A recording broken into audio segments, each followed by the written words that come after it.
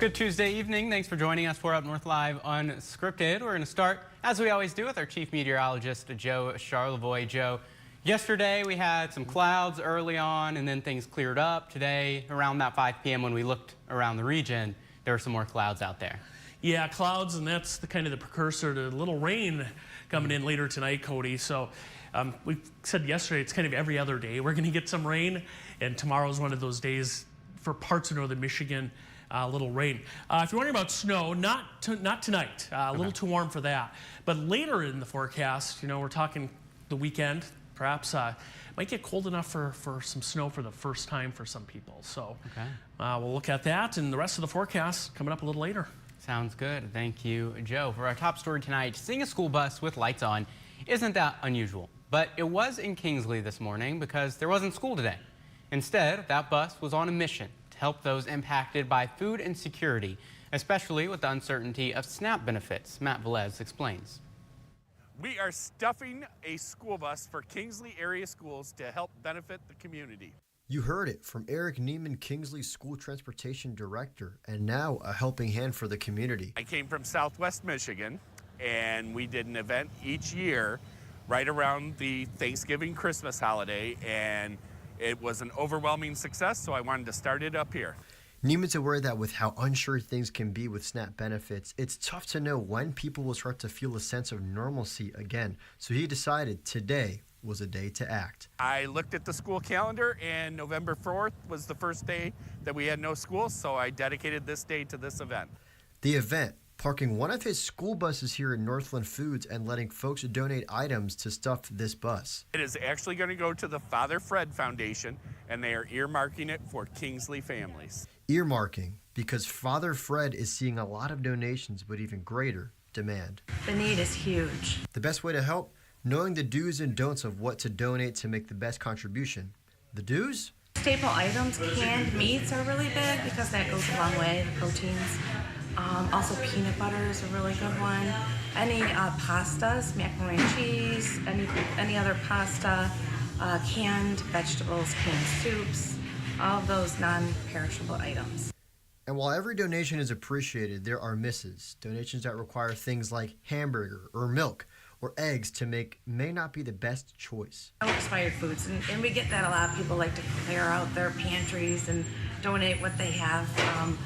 We are not allowed to give people expired items, so definitely check the dates. It's key to note as well that as holidays approach, there are without a doubt goods in high demand and a must to make the holidays feel like one. The canned beans and the corn and things like that will go far for Thanksgiving and for the holidays.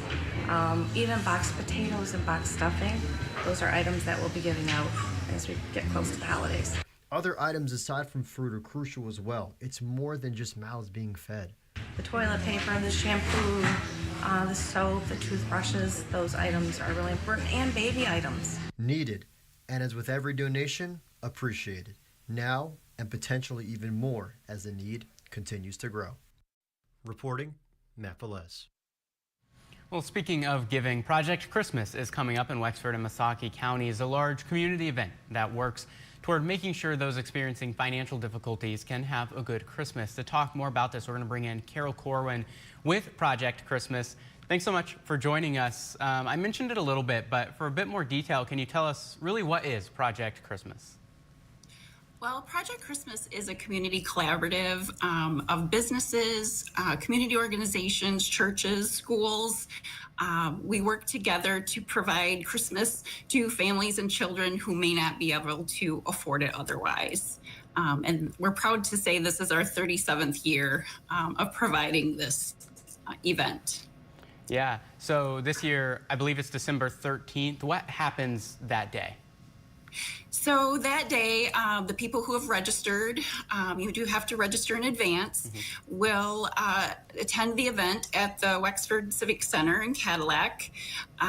We start out at 8 o'clock in the morning, and clients will come through. They can pick out an age-appropriate gift for their children. They'll receive hats and mittens for their children, pajamas. They'll also get a food bag for what we call a Christmas dinner food bag. They'll receive a household gift, could be a coffee maker, that kind of thing. And then they also will have gift wrapping available too as well. And then along with the food products, they'll also receive paper products, which consist of paper towels, toilet paper, dish soap, laundry soap, Band-Aids, toothpaste, just about everything you need to run a household is included. Yeah, and you mentioned registration happening ahead of time. I believe it's going on now. Who qualifies as families that you all help? Well, we do ask for income information when they call, but we have been very fortunate to have enough resources that we've been able to provide and haven't really had to turn away anybody recently in the last few years. So we really appreciate our community support in being able to do that. And to kind of get that ball rolling, how, you mentioned what you have to provide, but how do you register? So we have 2 phone numbers that are available for registering in Wexford County. And we also register in Missaukee County separately. So depending on where you live, those would be the phone numbers that you would contact. Do you want me to read those off or just give a link to where they can be found? Yeah, we can work that out, and we'll make sure we can get it on our website, UpNorthLive.com. Okay. We'll have that up a little later and make that an easy place to figure that out. Right. Now, you mentioned this has been going on for a little while, and you said more than 30 years. How many families is this program helping? At our highest level, we've helped over 1,200 families. Typically, in a typical year, it's going to be around 800 to 900 families. We do forecast we're going to have a greater need this year with the state of the economy. Food prices are high, product prices are high, and so we do forecast a higher amount this year. Yeah, absolutely. And can you talk a little bit about, how that money is raised that goes towards serving these families? Yes, we try to be very good stewards of our donors' funding. Typically, it comes from our business. We have a pretty large manufacturing community in Wexford and Missaukee counties, and they are huge supporters. All the way down to our school kids, bringing in money for coin boxes, for food donations. We have drop boxes all over the 2 county area communities where anybody in the community could place a gift or household item in those drop boxes. We kind of shy away from putting food in the drop boxes just because they get too heavy when it goes to pickup time. And then they can also make monetary donations on our website or our Facebook page. And so we just really appreciate our community support that we've had throughout the whole years. Yeah, and you mentioned, community support as we continue to talk about Project Christmas coming up next month, where you guys are helping those experiencing financial difficulties have a Christmas. How important are volunteers? Do you guys have volunteers that help make this happen?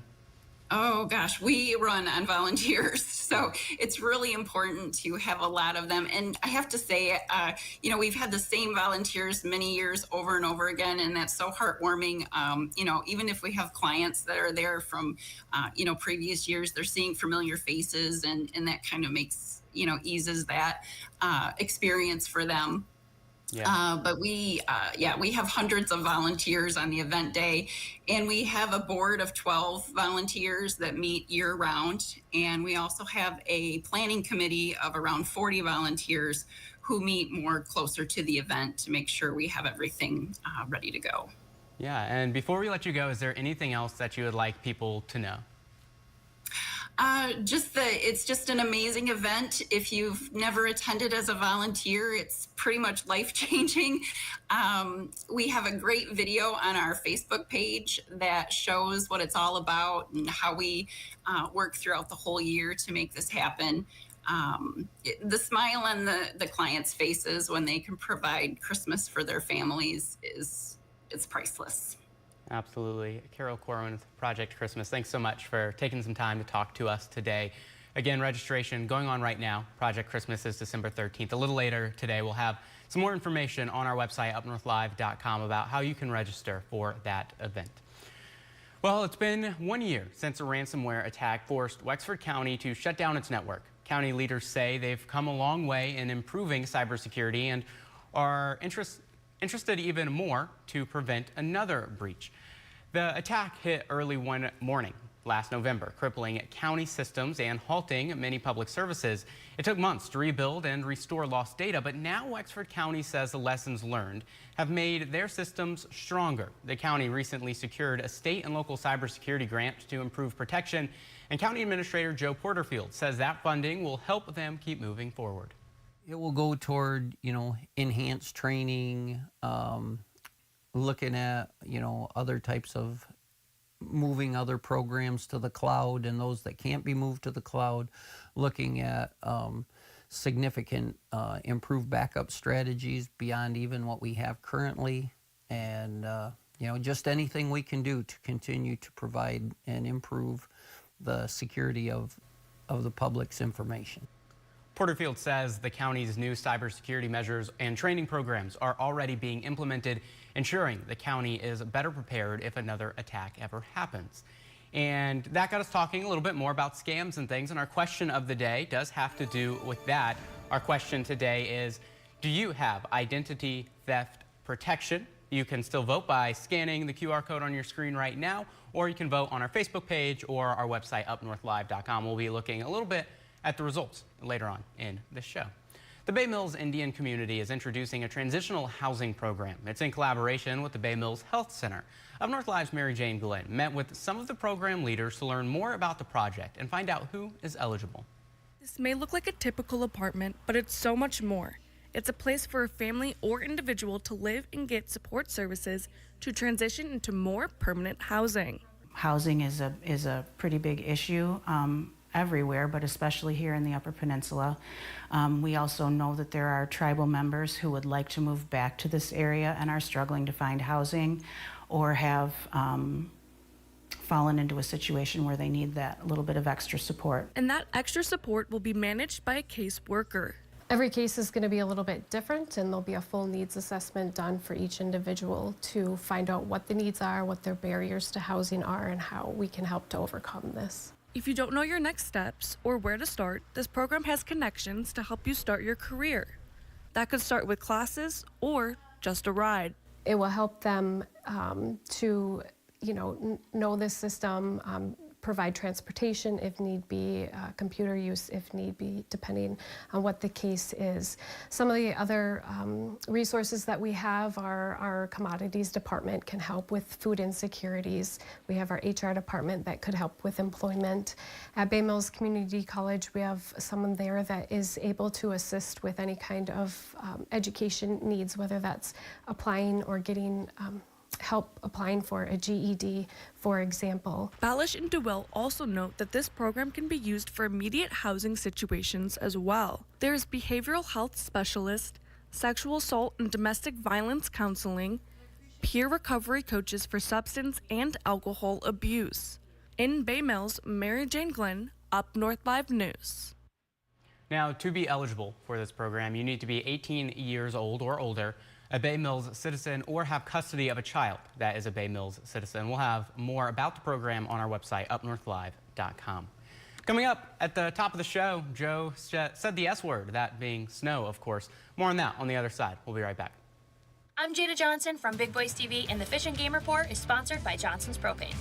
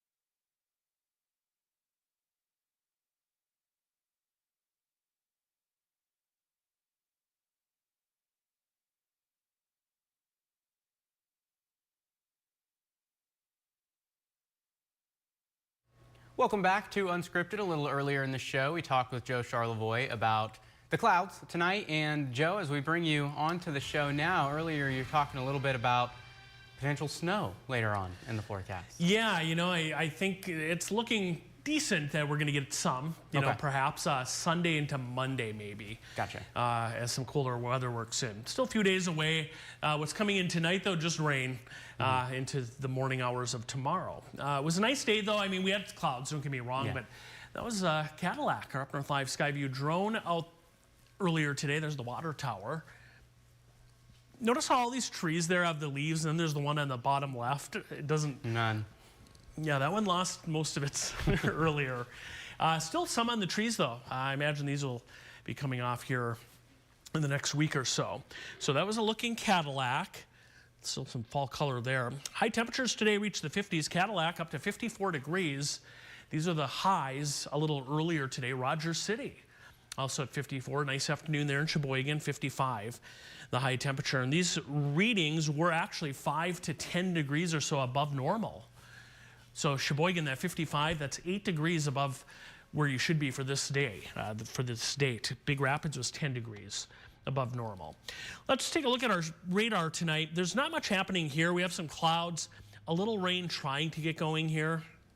Let's drop this to the last 2 hours, and then we'll head up into Minnesota. Now, here rain's a little more widespread on the north side of low pressure, and that is tracking toward us. So here's where that low sits right now. You can see the L there out in, well, around Sioux City, Sioux Falls, that area. That is heading right for us. It's going to cross right over northern Michigan tonight and then part of tomorrow. And on the north side of that low is where most of that rain is going to fall. So here's what that looks like. Rain increasing later tonight. This is around 3, 4 a.m. And then by tomorrow morning, pretty wet right through there, especially if, you know, north of Alpena up into the UP. That's where a lot of that rain will be tonight, late through tomorrow morning. And then showers on the backside of this right there. Then the low moves away, and then we'll get a few hit and miss. These are lake effect rain or snow showers tomorrow evening. But there could be a little sun in the afternoon. Some snow may mix in there. I don't think that's going to be a big deal. Roads could be maybe a little slick. We'll keep an eye on that late Wednesday night into Thursday morning. All right, now to the cold air. You can see where Traverse City, Chicago is located there, the western Great Lakes. Watch this bubble of cold air. It drops in right there. The models have been pretty consistent on that, especially late Saturday, Sunday into Monday. And then it departs. It's not going to last super long, but it may be cold enough for a little bit of snow. And you can see that there's Sunday morning, Sunday afternoon, perhaps some snow showers maybe into Monday, at least some of the model guidance suggesting that we could indeed get a little bit of snow. That would be Sunday, Monday. So there's the extended forecast all the way through next Tuesday, which, by the way, is Veterans Day. And again, you can see the cooler weather coming in for the weekend.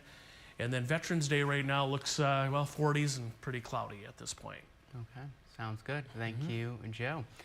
In a few minutes, we're going to talk to our sports director, Harrison Beebe, about how yesterday we mentioned Leland boys soccer won some jewelry. They're not the only ones bringing some hardware home in northern Michigan. More on that when we get back.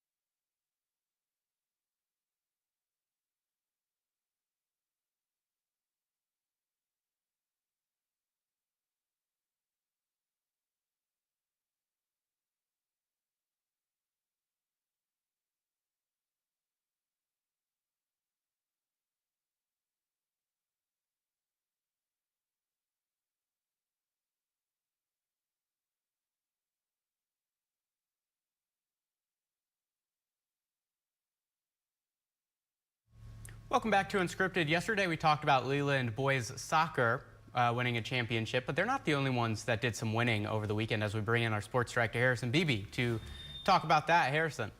That's right, Cody. The Charlevoix boys cross country team won 2 titles as well on Saturday at Michigan International Speedway, and pretty impressive fashion too. Hunter Eaton won the race as a junior individually by 3 seconds, which in a 5K, that's not a lot of time to separate yourself in. And the team won overall by close margins. We're talking like a second or 2 difference. And we chatted with head coach Doug Drenth and Hunter about that big opportunity on Saturday. Sometimes a second is 7 places, and we talked about how important every second was prior to the meet, and that's why it's pretty amazing to look at, our top 3 to go 1, 10, 19 is really huge for Hunter and Ryder and Matthew to do that. And then Maxwell just had a really good day, and that helped out a ton. And Ari came in like, our 4th and 5th just kept getting closer to the pack throughout the year. And we knew that would be huge because that's where the largest point totals can be made up. I mean, Hunter runs 5 seconds faster, he still gets 1. But those other guys, if they run 5 seconds faster, that's going to be 10 to 20 points. When was the moment you found out you had won it all? I didn't know that we won until like a while after, because as soon as you get done, they interviewed me like right away. So I was like kind of thinking during all the interviews, I was like, all right, how do we do as a team? And like, I wasn't really focusing on the questions. By the time I was done, it was pretty much all cleared out. And he started walking up and he said, we did it. And sure enough, I looked up on the big board and I saw us at #1, and that was just a great feeling. Cody, I'm always excited to talk to the cross-country teams after these events because I ran cross-country. I actually ran at MIS in 4 state finals back when I was in high school, but the closest I finished was 97th, and the best my team did was 9th. So to talk to a couple state champs is always fun to pick their brains on that opportunity. Yeah, sure thing. Love that, Harrison. Thanks for joining us. We're going to take our final break of the show. When we get back, we'll take one last look at our question of the day. As always, there's still time to vote and to make your voice heard. You can do that on our Facebook page or on our website, UpNorthLive.com. Again, we'll take a look at those results when we get back.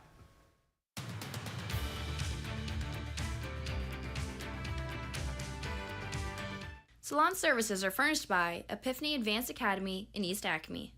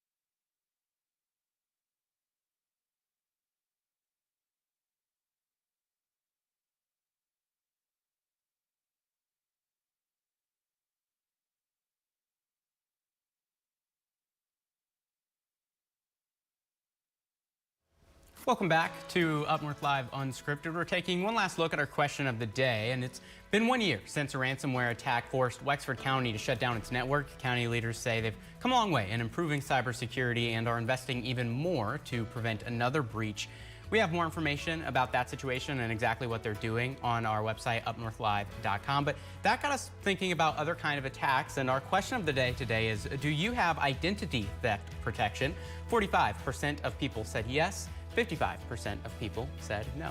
Thanks for voting if you did. And as always, thanks for joining us for Unscripted. Have a great night.